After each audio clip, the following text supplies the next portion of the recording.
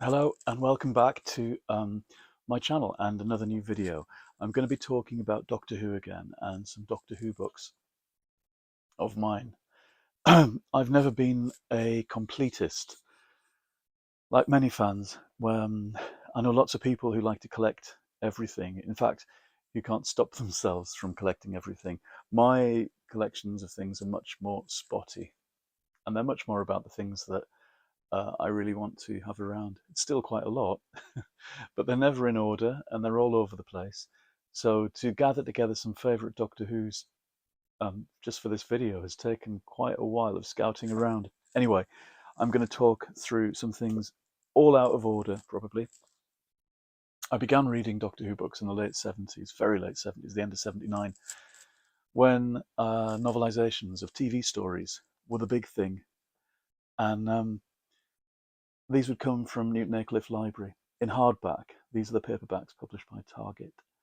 Now, Ian Marter had been a star on the show in the mid-70s, and by the late 70s he was novelizing The Ark in Space, the Sontaran Experiment, the Rebos Operation, and he brought a kind of texture and depth to the rewritings, often taking shorter stories and expanding them. I remember Sontaran Experiment being blown away by a bit where the Doctor is trapped underground, and there's this whole bit using stuff from Alice in Wonderland and the Mad Hatter's story about the uh, there's a cup of coffee being left at my door by some kind of gnome, I think, some kind of pixie.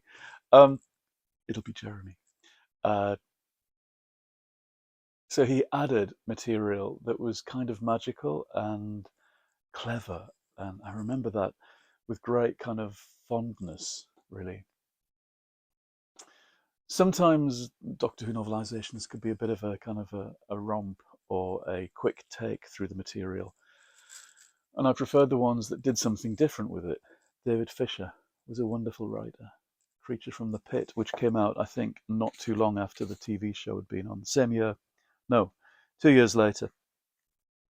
These are so short, looking back. They're just over 100 pages, and you would read them in a couple of hours, and then run back downtown to the library and get more out before the day's end. Terrence Dicks, the great novelizer of almost all the stories. Nightmare of Eden, from about the same time as Terrence doing one of my favourites, The Brain of Morbius. His crazy take on Frankenstein. It's still one of the most perfect TV shows, I think. Uh, Now, Philip Hinchcliffe had been the producer, and he novelised two stories from his time, Seeds of Doom and The Mask of Mandragora. They were slightly dense, slightly po-faced, perhaps, a bit more action-adventure than we were used to. Still great fun. Not ones that I've returned to, though, interestingly. The thing about Doctor Who books was that you read them into almost obliteration, like this one, The Loch Ness Monster, one of my all-time favourites. Again, quite a skimpy retelling by Terrence Dicks, but he was concise, he was succinct, and he gave it some verve. That was the thing about him. Death to the Daleks, a very early one that I read, probably the beginning of 1980, when we went to Durham and had enough pocket money to choose a couple of books each from the Doctor Who display. And the Dalek ones were the first ones you chose because they were more familiar looking, or because you thought the Dalek ones had more prestige or more excitement. Not always true, of course. Dalek stories are not always the best. Sometimes they're balls. But Death to the Daleks is a great book. Not great on TV. It's very Blue Peter Studio on TV, with a few rocks and things. But there's an atmosphere that Terrence Dicks gives the book with its oil lamps and robots, Daleks with machine guns and things. Malcolm Hulke is the great novelizer amongst these. I think he does really interesting things with point of view, with and coming up with ideas that each one could be its own TV show. This one with dinosaurs plucked out of time and dropped into London, of course, must have inspired the ITV show Primeval. But all of his Doctor Who serials could have been their own shows. The Sea Devils, the Silurians should have been TV shows. His Space War, based on Frontier in Space, again is a really lovely one. He has this fantastic final scene for the Master that doesn't happen on TV, but it's the last time, of course, that the original Master appears. "You know that I couldn't kill you," said the Doctor on the very last page. "Perhaps I should take you prisoner and return you to serve your prison sentence on Earth. But there's something more important for me to do at the moment." "What's that?" "To go after the Daleks, of course." "Stand well back." The Master, hand still raised, walked slowly backwards. "This far enough?" His old spirit already returning, and a smile touched his lips. "That's far enough for safety." The Doctor hurled the blaster gun into the distant corner, well away from the Master's reach. The Master grinned. "Perhaps we shall meet again, Doctor." "Yes, perhaps we shall." The Doctor closed the door of the TARDIS. The Master watched it as it dematerialized. Then he went back to his big table and started to collect his star charts and other papers. "Oh well," he said to himself, "there's always tomorrow." It's always struck me as a fantastic ending. Much better than the kind of shove out of the way he gets at the end of the TV serial. I picked it up in my own book, which is here somewhere, Josephine and the Argonauts, a third Doctor novel that I published last year with Puffin, that picks up the Master and gives the Delgado, the first Master, a final outing. I'll talk about that maybe sometime. Three Doctors by Terrence Dicks, one of the absolute greats. He was really good when he adapted stories by Bob Baker and Dave Martin. I always noticed. He seemed to kind of love their material. Right, more targets. This is the American edition of the Loch Ness Monster. I loved the American Pinnacle editions, and they began with Harlan Ellison writing this wonderful introduction. "I envy you," he writes, "your first exposure to this amazing conceit. And I wish for you the same delight I felt when Michael Moorcock, the finest fantasist in the English-speaking world, sat me down in front of his set in London, turned on the telly and said, 'Now be quiet and just watch.'" I remember reading that when when I was a kid, and my mind being blown because that was the author of City on the Edge of Forever, this great Star Trek show, talking about Doctor Who. Nigel Robinson's quiz book. Oh, this must have been 1980 or so.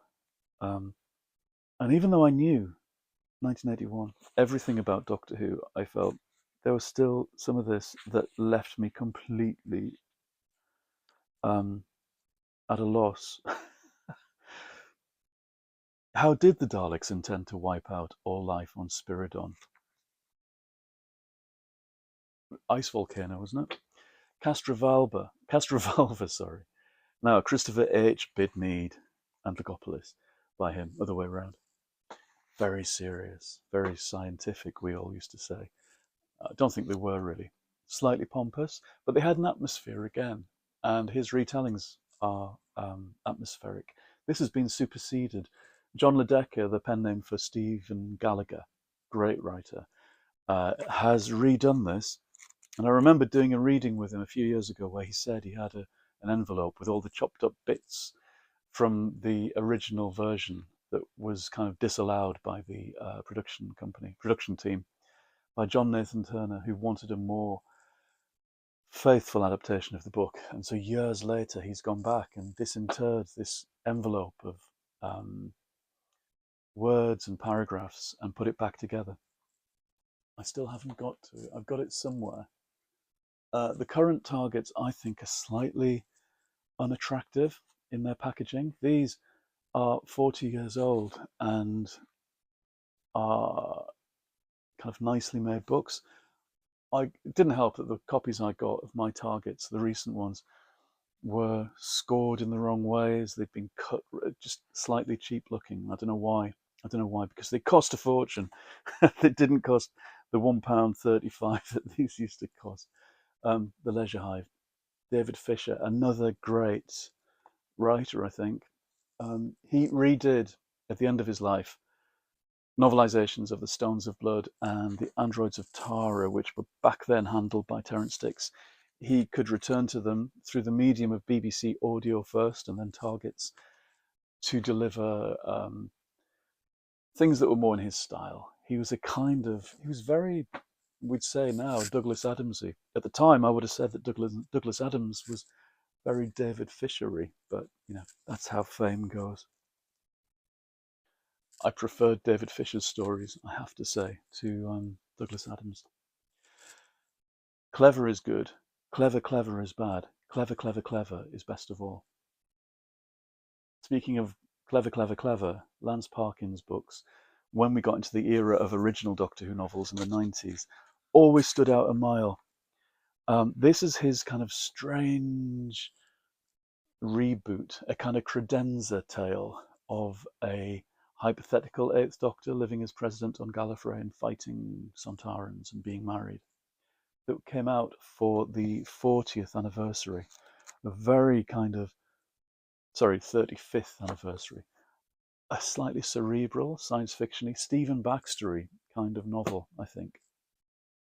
I think that's what it is.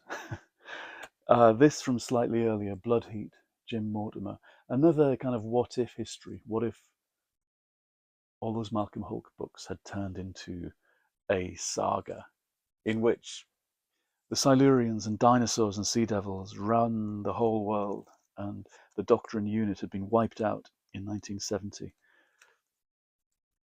Mind-blowing stuff. These new adventures. Gareth Roberts, The Highest Science. Gareth, who, along with a few others from this, from the New Adventures in Virgin, taken on to the TV show when it came back. A very rarefied group who'd worked in TV before and then got these plum jobs. Some of them better than others, I think, as writers.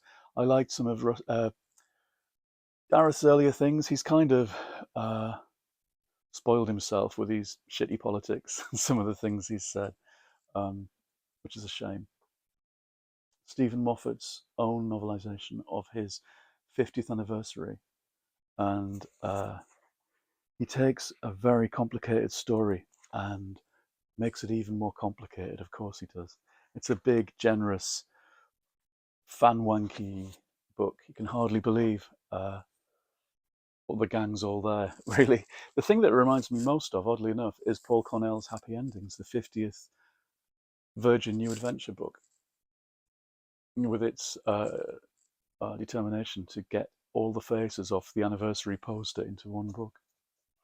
And Russell's novelization of Rose, which expands on the story, which I didn't think needed expanding. I don't quite buy its expansion, really. The giant, whatever it is, when the Autons start going crazy, we get a few kind of big movie set pieces and extra characters, which I don't think it needed, and I don't quite buy into.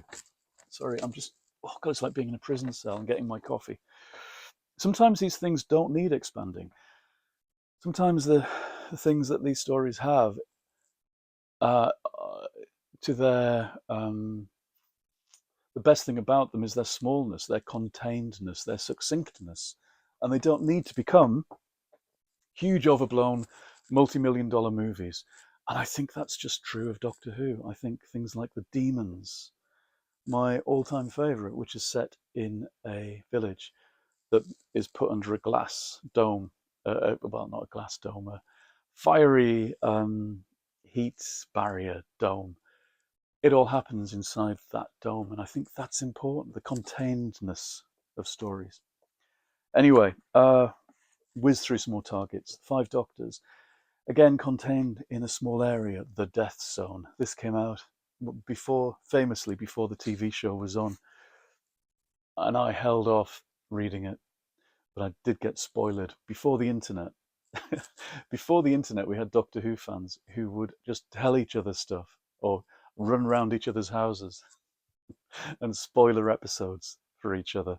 We kind of invented the internet by willing it into existence with our fanzines and gossip. Horns of Nimon. In some ways, rather than sit down with that box set of episodes, I'd much rather just read the books again. Now, Terrence also did these junior versions where he made them even skimpier and more succinct. But the brilliant thing about these are the drawings, and I wish they'd completed the set just so we could have more of these pictures. A scene that never happens on TV. Tom in the unit infirmary waking up suddenly. The Brain of Morbius has these kind of strange woodcut pictures. Nobody ever mentions these.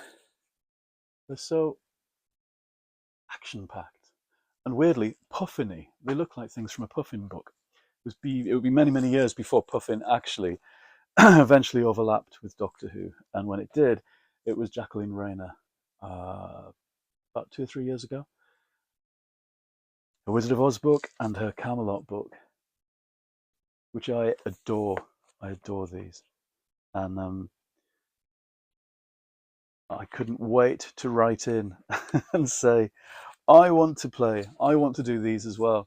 I love the idea of children's literary classics crashing into Doctor Who and vice versa, because, as somebody said, a nice woman who came to get her book signed at the Valiant Sheffield convention the other week, she said, surely most Doctor Who fans are kind of bookish people anyway. And I think that's to me, that's always been true. They weren't the kids who were sporty or popular. They were I hate to say the word nerdy, but they were the kids in the library. The kids sat in a sheltered bit in the rain with their target novelization. And that, to me, is important to remember that the however big the audience gets, a good proportion of it will still be the kids who don't quite fit in, because that's what Doctor Who's about. These are more New Adventures from the early 90s. Ben Aronovich and John Peel, who kicked it all off with Genesis. Time Worm Genesis.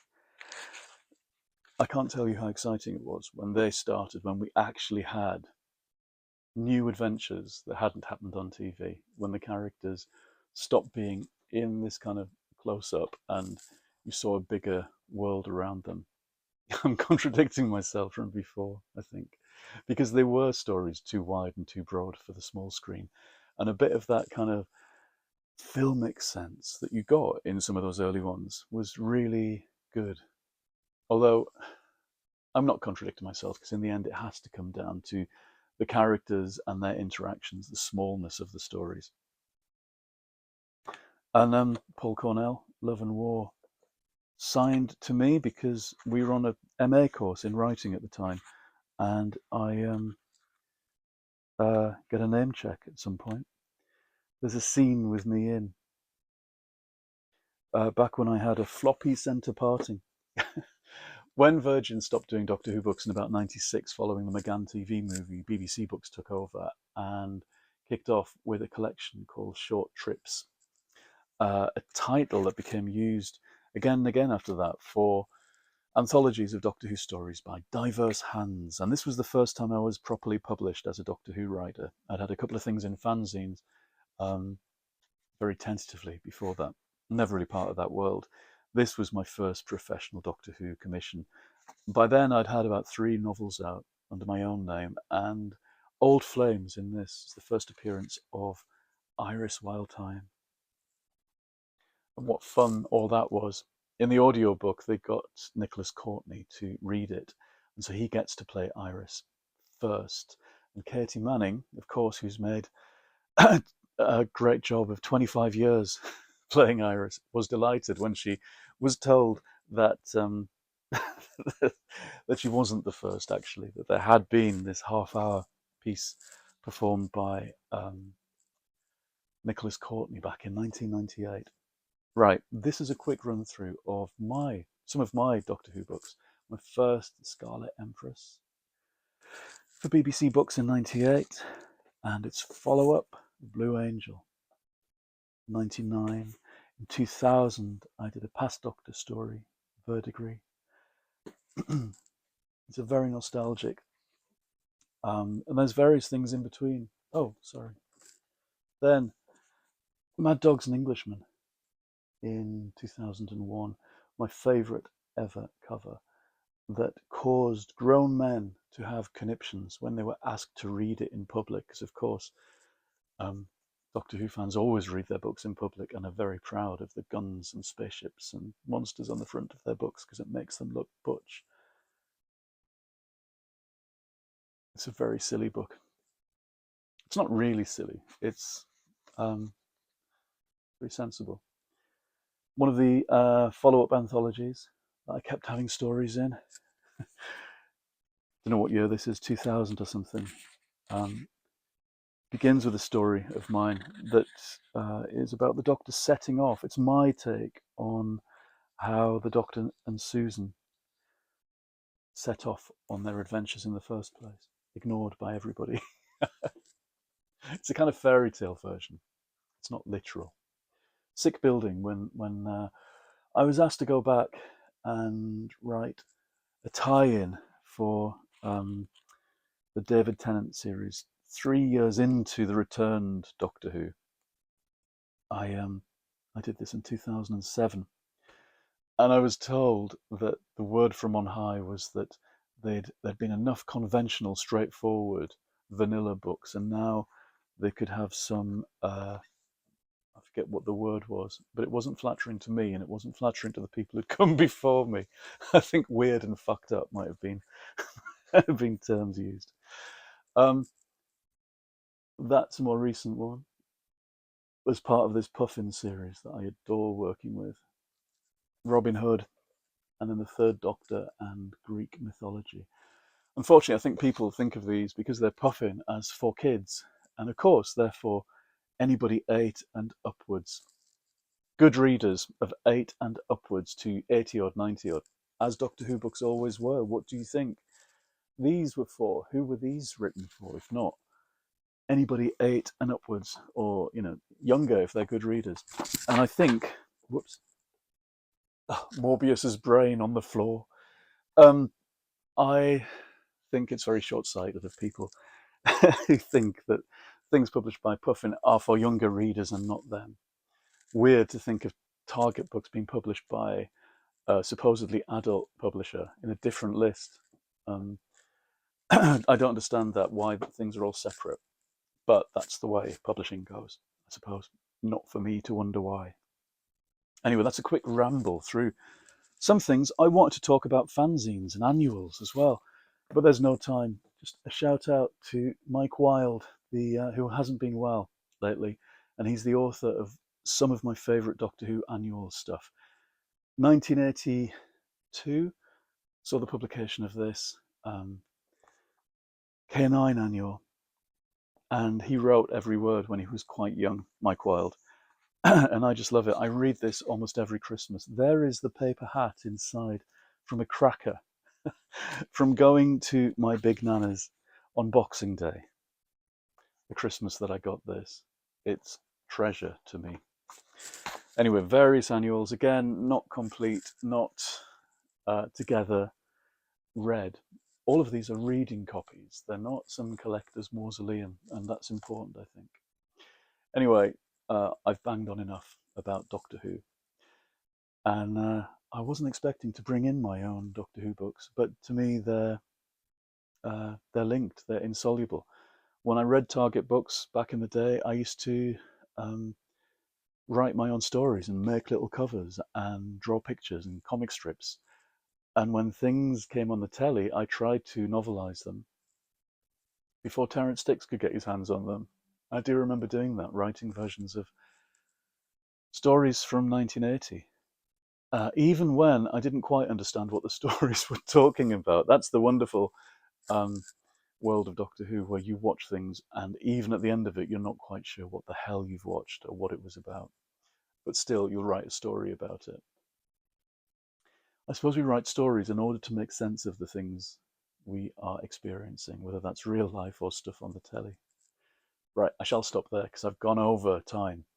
Goodbye, and press like, subscribe, all those things, and I will see you again in the next episode. Goodbye.